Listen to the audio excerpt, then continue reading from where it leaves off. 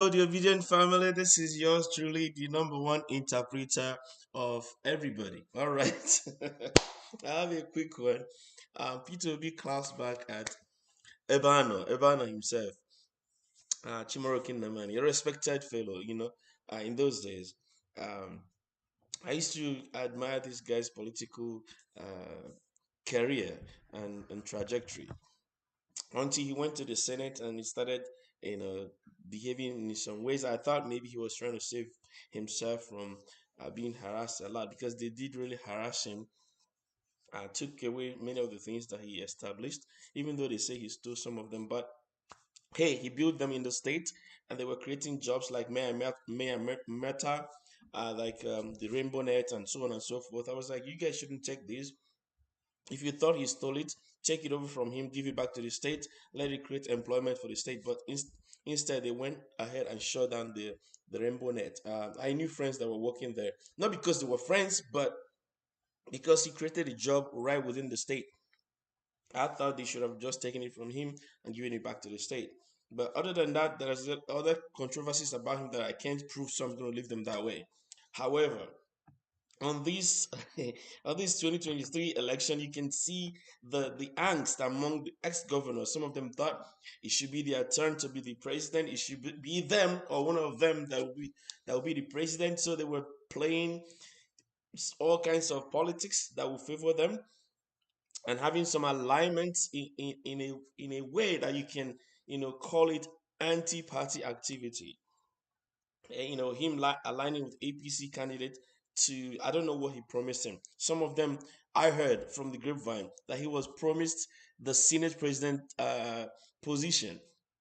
And so he was playing his cards so that he can get in and all that. And immediately he lost. It was just a few days ago. He's switching over to APC because that's what they normally do. They just cross carpets, like regular rent seekers. Anyways, let's just go to this later from P2B in response to all the tirades against him from our own Ebeano himself, Chimaroke Nnamani. So let's just go and look at that. So this is published in Punch newspaper, so I believe this is real. So I am not who you're talking about. Obi replies Nnamani. And so you can go to uh, Punch newspaper and read this. So I'm not going to read everything. Let me just read a section that is so funny. I'll read two paragraphs. Okay, let's do two paragraphs. All right. So let's start from. Let's do a direct quote. Let's do a direct quote. And towards the end. Uh, okay. Okay. So let's read from here. This paragraph here. This is eye opening to me, for me, and also I hope it is for those bigoted ones that do not believe that people who are not born in their states should aspire to be anything, who are not born by parents from the state should aspire to be anything in the state they've lived all their lives and contribute to in development, build houses, or even rent houses, pay taxes, do honest business. They think they shouldn't be there. Look at here. It says, maybe my brother would like to know that I got more votes from non-Igbo in Lagos, Abuja, and other parts of Nigeria. And even if Igbo voted for me, should it be the reason why they should be chased away from where they are living and making tangible contributions to development? Britain will not send Indians packing because they voted for an Indian to become the prime minister. There I said that all over the world, even in Canada, in US, in Britain, in many parts of Europe, all those Schengen countries, they have many Nigerians who are parliamentarians, who occupy seats in the highest level. In the UK, we have our Kemi, who almost became the prime minister in the UK. Our own Kemi, born in Nigeria by Nigerian parents, no half anything. Went to the UK, lives there, and almost became a prime minister, and she could still become. In the US, we have a man, Mr. Obama, goes to the US, marries a white woman, gives birth to Barack Obama. That guy, a first generation immigrant, if you will, becomes the president of the most powerful economy in the world. Nobody chased him back to Kenya. Nobody said, your father is from, this was even, only his mother was from the US. They didn't even say, oh, your father is from Kenya.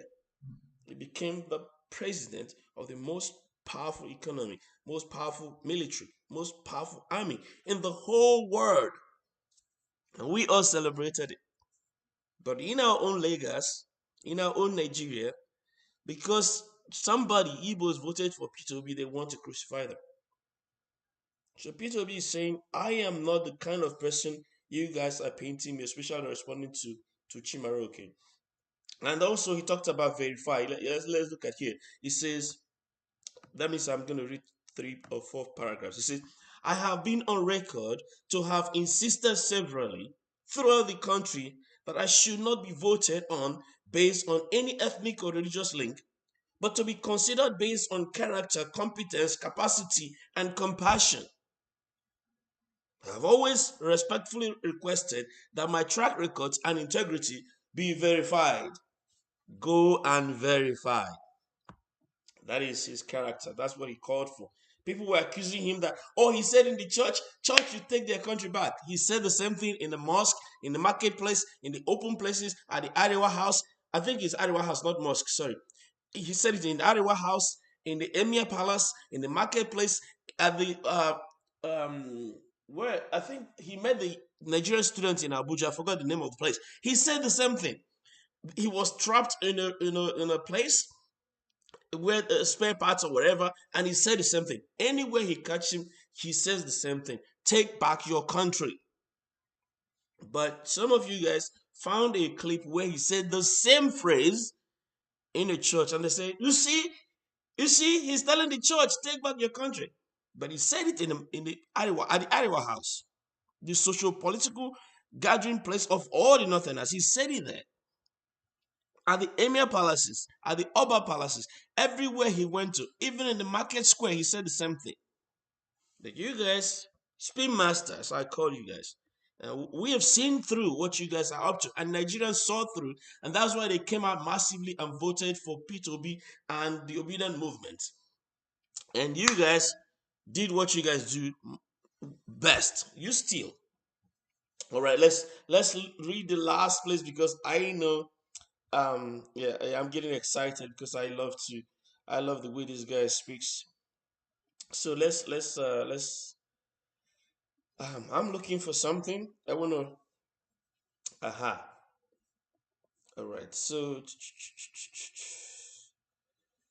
all right. Let's look at the last section. Here. Let's look here.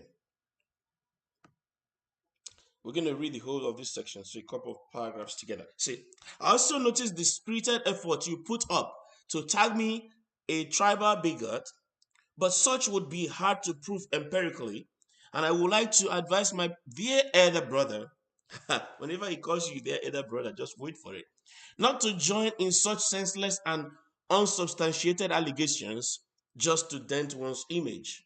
That's calumny, okay?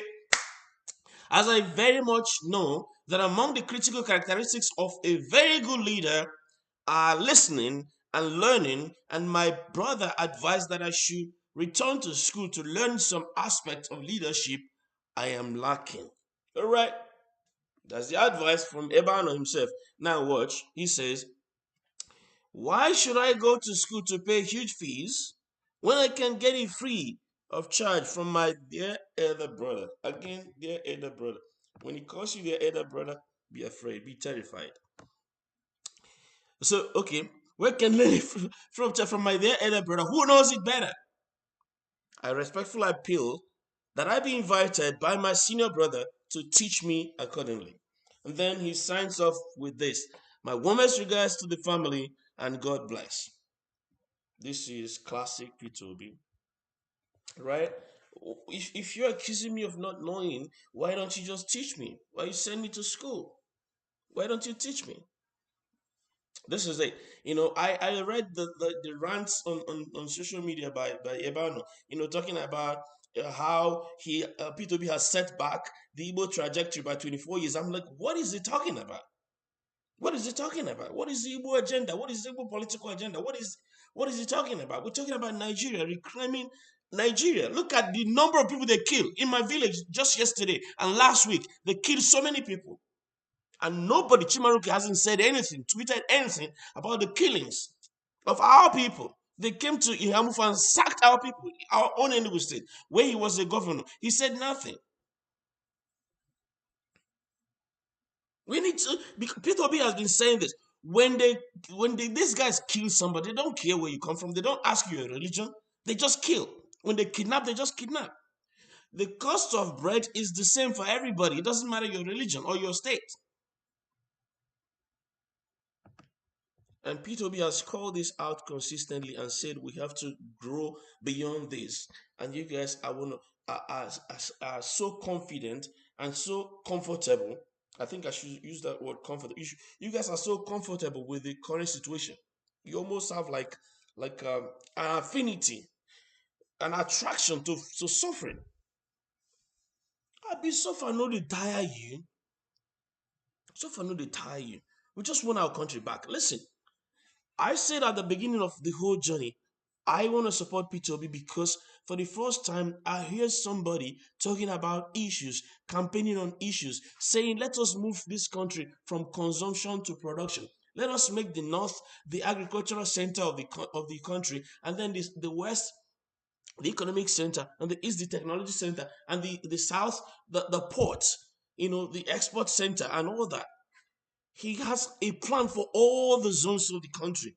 And he says, I'm going to empower the youth and the women and make sure that it's an all-inclusive government. He talks about all these things and talks about how we can grow our GDP, how we can improve economy, how we can improve our security system and everything.